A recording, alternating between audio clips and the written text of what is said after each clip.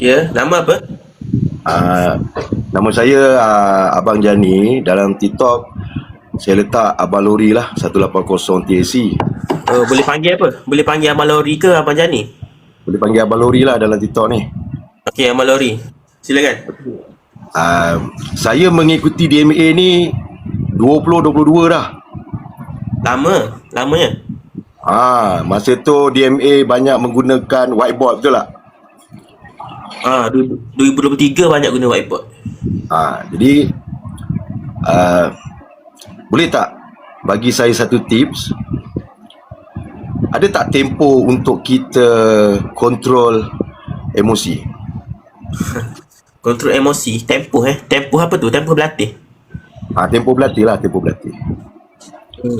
DMB tak pastilah dia ada tempoh ke tak. Cuma semakin lama kita kontrol, semakin kuat lah kita punya emosi tu je. Makin lama lagi bagus. So bila contoh bila orang kecam kita, orang komen negatif, cuba kita jangan balas komen tu. Cuba latih mental model bahawa dia komen negatif, aku tak kisah. Sebab aku tak kisah apa yang dia fikir. Kalau kita balas komen negatif, maknanya kita kisah apa yang dia fikir pasal kita. Apa kata tak kisah?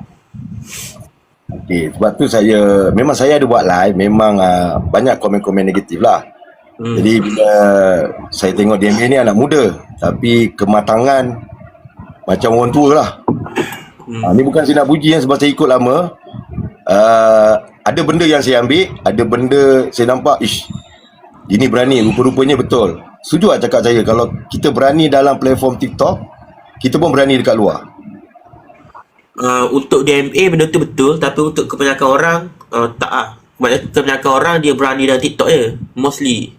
Sebab dalam TikTok ni dia tak real kan. Okey, itu dah saya nak tanya. Terima kasih DMA Okey, welcome. Terima kasih Abang Lori. Terima kasih.